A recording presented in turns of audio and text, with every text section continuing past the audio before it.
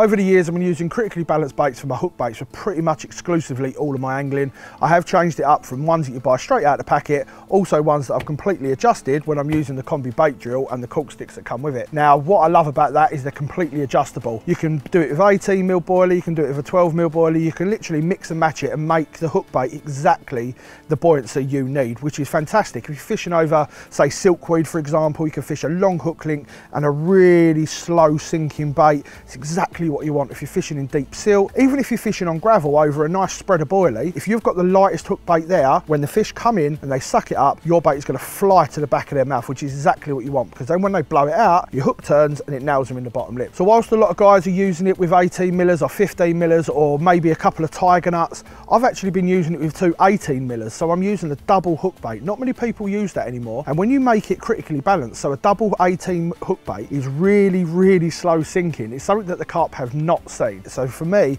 if you're fishing with something that they don't get to see a lot, you're going to nail them a lot quicker. So let's crack on with it now. I get hard hook baits from DNA Baits there. I'm using 18mm here. I'll take 2 of them out of the pack.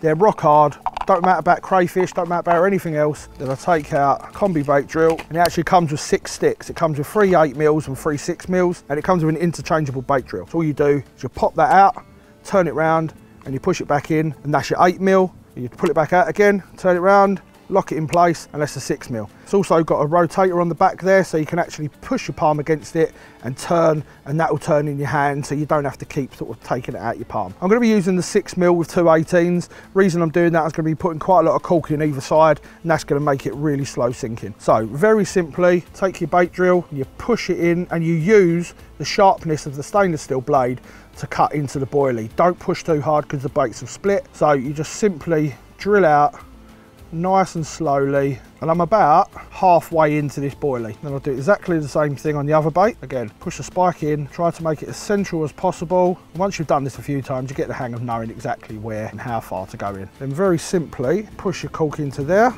and then cut off the same gap that you've got on the other one, and then you get your other bit, and then squeeze that and twist it together.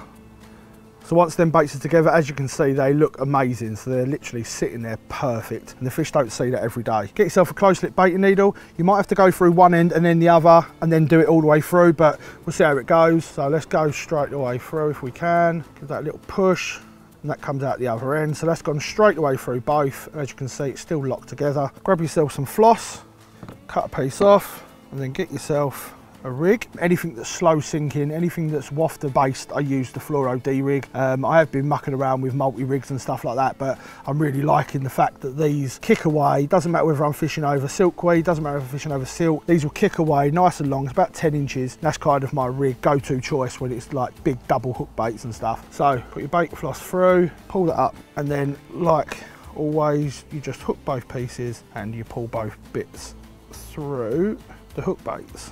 Pull that down to the ring. Don't have to go super tight on them. Literally pull it down. Doesn't matter if there's a little tiny gap.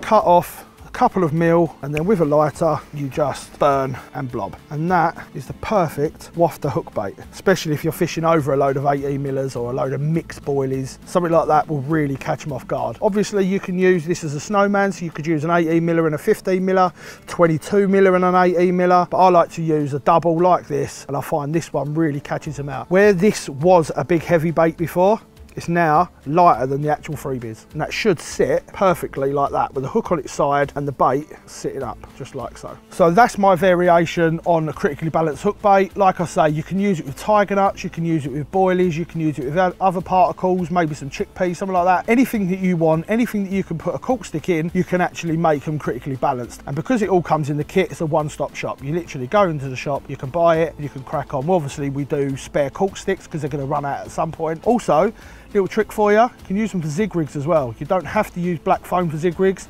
A bit of cork is absolutely perfect for them. So if you've got a little bit of cork left over that you're not going to put in a boilie, whack it on a zig, catch a few carp that way.